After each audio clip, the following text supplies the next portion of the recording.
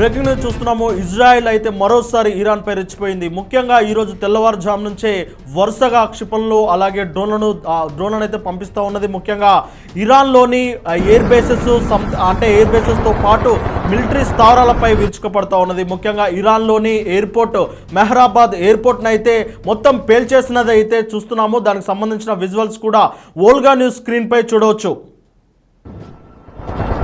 అయితే ఈ సందర్భంగా ముఖ్యంగా ఇజ్రాయెల్ అయితే ఖచ్చితంగా హెచ్చరిస్తూ ఉన్నది. ఎట్టి పరిస్థితుల్లో ఇరాన్ను మట్టి కరిపిస్తామని చెప్పేసి అయితే ఇజ్రాయెల్ హెచ్చరిస్తూ ఉన్నది. దానికి సంబంధించిన ఆ విజువల్స్ కూడా మనం కంప్లీట్గా అంటే ఈరోజు ఉదయం నుంచి మొదలైంది. ఆ క్షిపణులు అయితే ప్రయోగిస్తుంది, అలాగే డ్రోన్లను ప్రయోగిస్తూ ఉన్నది. దానికి సంబంధించిన విజువల్స్ అయితే మనం కంప్లీట్గా వోల్గా న్యూస్ స్క్రీన్పై చూడవచ్చు.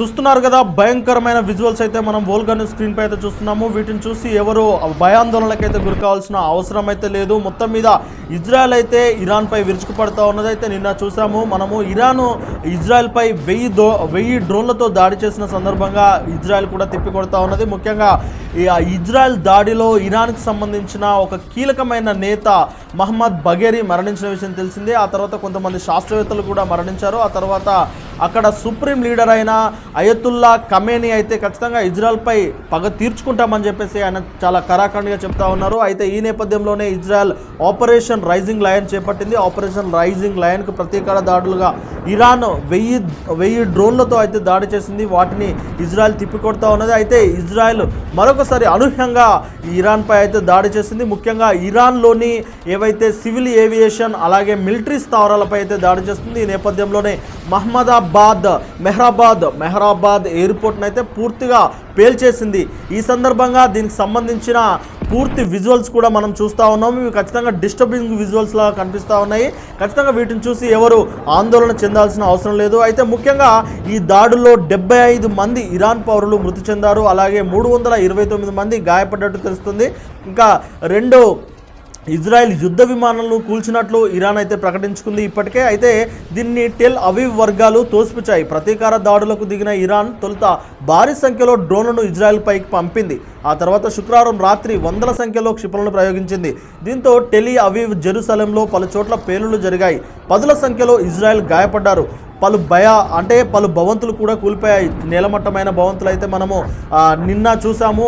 అలాగే దానికి ప్రతీకారంగానే ఇజ్రాయెల్ మళ్ళీ దాడి చేస్తూ ఉన్నది. అయితే స్థానిక మీడియా ప్రకారము ఇరాన్ క్షిపణులు అడ్డుకోవడంలో ఇజ్రాయెల్కు అమెరికా సహకారాన్ని అందిస్తుందని, ఇజ్రాయెల్లోని పలు ప్రాంతాలు లక్ష్యంగా శుక్రవారం రాత్రి 200లకు పైగా క్షిపణులు టెహ్రాన్ వైపు నుంచి దూసుకు వచ్చాయని స్థానిక మీడియా కథనాలు పేర్కొన్నాయి.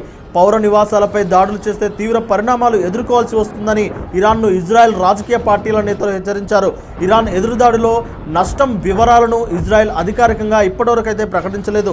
దేశంలో మాత్రం అత్యయిక పరిస్థితిని విధించింది. మొత్తం మీద ఇరాన్ కూడా అక్కడ ఏదైతే మనకు టెహ్రాన్ రాజధాని ఉన్నదో అలాగే మెహ్రాబాద్ అక్కడ కూడా అత్యవసర పరిస్థితి అయితే ఆ ఎమర్జెన్సీని విధించింది. అక్కడ ప్రజలను అయితే అప్రమత్తంగా ఉండాలని చెప్పి చెప్తున్నది. ఇక ముఖ్యంగా ఇరాన్ ఏదైతే మనకు ఆ సైనిక చర్యలు జరుగుతున్న నేపథ్యంలో అక్కడున్న ఏదైతే డిజాస్టర్ మేనేజ్మెంట్ అక్కడున్న పోలీసులు అయితే వాటికి సహకారాలు అందిస్తున్న ఆ విజువల్స్ అయితే మనం బాక్స్ 2లో చూస్తూ ఉన్నాము. దానికి సంబంధించిన విజువల్స్ మనం బాక్స్ 2లో చూడొచ్చు. అయితే బాక్స్ 1లో చూసుకున్నట్టయితే అవి ఇజ్రాయెల్ ప్రయోగిస్తున్న యుద్ధ విమానాలు. ఆ యుద్ధ విమానాలు అయితే ఛేదించే ప్రయత్నం ఇరాన్ చేస్తూ ఉన్నది. కానీ ఆ యుద్ధ విమానాలు అయితే చాలా నైపుణ్యంతో ఎదుర్కొంటూ ఉన్నాయి. ఈ నేపథ్యంలో మొత్తం మీద ఇరాన్ అయితే అట్టుడికిపోతుంది. పశ్చిమాసియా రణరంగంగా మారిపోయింది. ఇది ఖచ్చితంగా మూడో ప్రపంచ యుద్ధానికి దారి తీస్తుందా అన్న అనుమానాలు అయితే ఖచ్చితంగా కనిపిస్తున్నాయి. దీనిపై ఆర్థిక నిపుణులు అలాగే ప్రపంచ నిపుణులు సైతం అంటున్నారు ఇది ఖచ్చితంగా ఒక మూడో ప్రపంచ యుద్ధమే, ఇంకా అంతకు మించి చెప్పేది ఏం లేదని చెప్పేసి వాళ్ళైతే చాలా క్లియర్గా చెప్తున్నారు.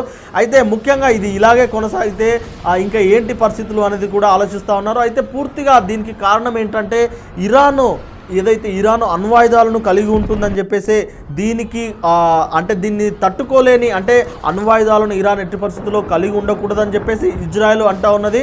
ముఖ్యంగా దీనికి సంబంధించిన ఆ విజువల్స్ కూడా మనం చూస్తూ ఉన్నాము వోల్గా స్క్రీన్ పైన. అయితే అమెరికా ఏమంటా ఉన్నదంటే ఇజ్రాయెల్కే అది సపోర్ట్ చేస్తూ ఉన్నది, ఇరాన్ను ఎట్టి పరిస్థితుల్లో ఉపేక్షించేది లేదని, ఇరాన్ను అణ్వాయుధాలను కలిగి ఉంటే అది ఖచ్చితంగా ప్రపంచానికే ముప్పు అని చెప్పేసి అమెరికా కూడా అంటా ఉన్నది. దీనికి సంబంధించి ట్రంప్ కూడా ఇదివరకే ప్రకటన చేశారు, ఇజ్రాయెల్ దాడి చేస్తున్న విషయం మాకు ముందే తెలుసు, కానీ ఇటలీ అంటే ఇరాన్ అయితే మాట వినడం లేదు, అందుకని చెప్పేసి తాము కూడా సైలెంట్గా ఉంటున్నామని చెప్పేసి అది మాట్లాడుతూ ఉన్నది.